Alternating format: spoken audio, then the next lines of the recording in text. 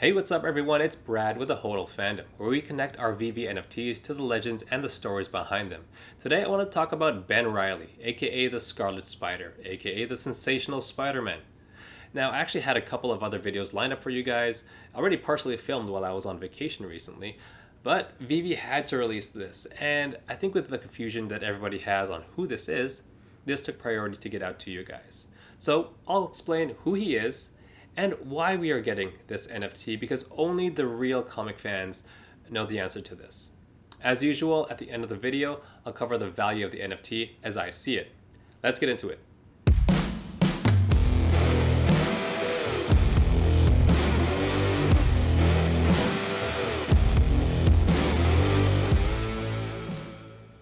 Ben Reilly is a clone of Peter Parker, who is named after his Uncle Ben, taking his first name, and his Aunt May taking her maiden name, of May Reilly.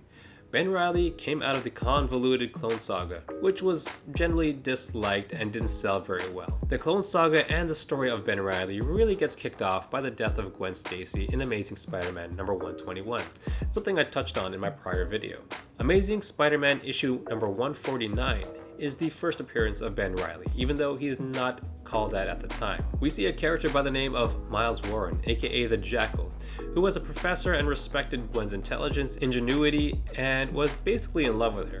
He gets 2 DNA samples, one of each Gwen Stacy and Peter Parker, and gets them cloned by his colleague Anthony Serba, pretending that they were DNA of rats. During the cloning process, Serba becomes aware that they are humans and wants to destroy them, but Warren kills Serba and seemingly loses his mind. He then copes by creating a fictitious character in his head named the Jackal to blame the death on. The clones created by Serba were done in such a detailed way that they retain the memories of their original selves. The Jackal then kidnaps Ned Leeds and lures Peter Parker to Shea Stadium so he can rescue Ned and fight his clone as revenge for killing the original Gwen Stacy. Both Peter and his clone think they are the real Peter Parker, and the fight is pretty quick because Gwen gets the Jackal to snap out of his insanity just momentarily to cut Ned loose. The bomb that the Jackal implanted, regardless, it goes off, seemingly killing the clone and the Jackal, while Peter Parker, Gwen Stacy, and Ned are able to escape. It's not revealed here in this comic, but in Spectacular Spider-Man issue 231, it is revealed that Peter Parker hid the body in a smokestack after the battle, fearing that if anyone found his clone's body, they would find out his real identity. The fact is, Ben Reilly, the clone, was not actually dead. Ben Reilly would return to comics when he learns that Aunt May doesn't have much time left to live. Remember, he was the perfect clone, so he has all the memories of his Aunt May and remembers her as somebody who took care of him. He initially fights with Peter Parker, however, as a clone of Peter, he also has some good in him and changes to fight for good. During the 1990s, Marvel was going bankrupt and needed to shake things up for the sake of sales and cash flow.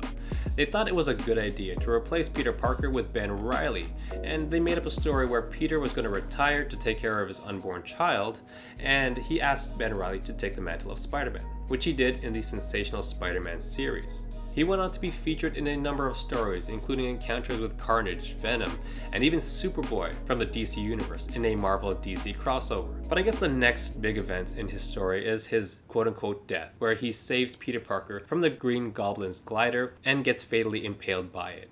In issue number 3 of the 2016 series Dead No More, the Clone Conspiracy story, it was revealed that New U Technologies resurrected Ben Reilly, once again using cloning technology. And this time he's taken the mantle of the Jackal, trying this time to use cloning technology for good instead of evil. So that's your crash course on Ben Reilly. And just very quickly, before I touch on the real reason we got this NFT, I want to clarify some things I saw on the ecomi Discord. People were calling this Spider-Man weak because he was killed by the Green Goblin. Let me clarify, he is an exact clone of Peter Parker, so he has the exact same powers as Peter Parker, and he was killed saving Peter from the Green Goblin. He arguably has some better web tech, as he has something called impact webbing that can explode on impact. He has in fact beaten Venom, Kane, and even Superboy in the DC crossover, so he's definitely not weak. So now to answer the question of why did we get this seemingly obscure version of Spider-Man as an NFT, well, the answer was literally on my coffee table. As part of Free Comic Book Day, it was revealed that Ben Reilly was returning. Not as the Jackal, though. He was returning as Spider-Man, starting with the Amazing Spider-Man issue number 75. You see, Marvel is doing it once again. They are shaking things up and has written Peter Parker to be in a coma, with Ben Reilly taking over the mantle of Spider-Man. This is why we are getting this version of Ben Reilly. Not the Scarlet Spider from the 90s with the vest, or the sensational Spider-Man with those cuffs on his wrists. We are getting his new look in his new comics. One very important thing to understand with these Marvel drops, ecomi is a partner with Marvel. We didn't just buy the licenses. We aren't paying them to use them in a specific way that only ecomi wants to. This is a partnership that works both ways. As part of us getting these Marvel NFTs in return, along with the money that's paid to Marvel, we also are now another channel for their marketing for Marvel's own products, which is a good thing. We need to be partners with these big brands.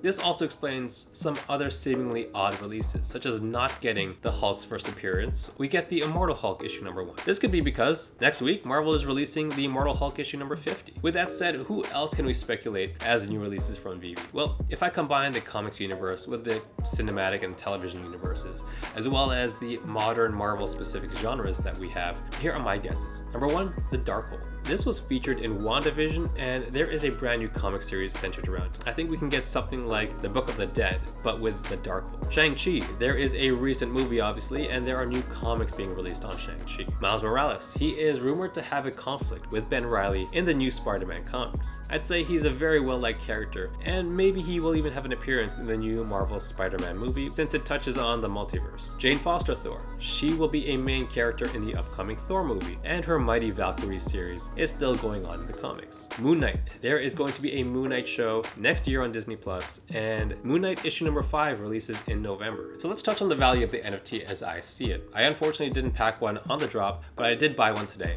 Not financial advice, but I do see some indications that this is undervalued.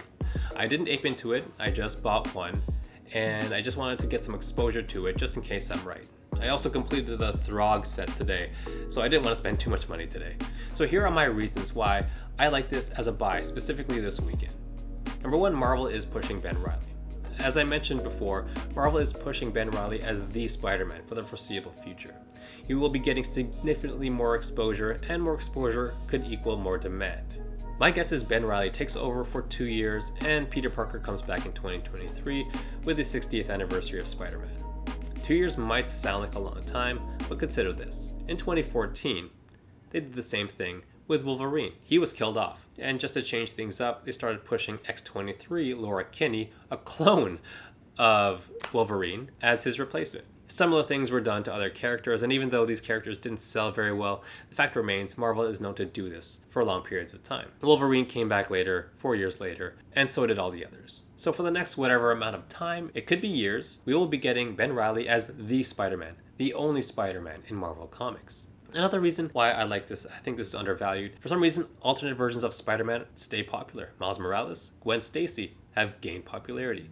This can't be said for some other alternate versions of other characters. Amadeus Cho, the new Hulk, or Riri Williams, the new Iron Man. They really didn't gain any traction. I can't explain it, but it feels like the Spider people just have that extra pull with everyone. Some might say that the Ben Reilly comics in the 90s didn't sell very well, so he won't be popular today. Well, I think what we need to remember is during the 90s, when Ben Reilly took over, Marvel was going bankrupt, and they were just releasing so many Spider-Man issues just for the sake of cash flow. These stories didn't make sense. You had both Peter Parker and Ben Reilly Spider-Man with multiple stories being released. It left people confused and annoyed. They hated it. So I don't think we can use that 1990s data for any projections on the popularity he will have today. Also, the market cap of the product. Yesterday, the floor price of the Uncommon was 120 gems. It's gone up a little bit and sitting at about 130. So that gives us a market cap of about half of the lowest Peter Parker Spider-Man collectible. Don't get me wrong, he's not Peter Parker, but he will be the Spider-Man going forward in comics. So with 5k supply, this price seems very undervalued to me. Regarding the one I did buy, I did pay 10 gems more for mint number 2099 because of the 2099 comic line with futuristic versions of main characters like Spider-Man 2099. It was only 10 gems more, so I thought I'd roll the dice there. Market timing. The final reason why I thought this is a buy is with the New York Comic Con happening this week. As with the earlier Comic Con this year, the market takes a dip. So as people try to liquidate their assets to get more gems with the more frequent drops. Now, we haven't had a massive drop this weekend, but there was a little bit. And that's why I plan to buy the Veve NFTs today. All this is not financial advice. I'm just telling you what I'm thinking, I'm telling you my analysis, and show you what I'm doing. Anyways, that's my crash course on Ben Reilly and my thoughts on the NFT. Thanks for watching. Please consider liking and subscribing, and I'll see you in the next video.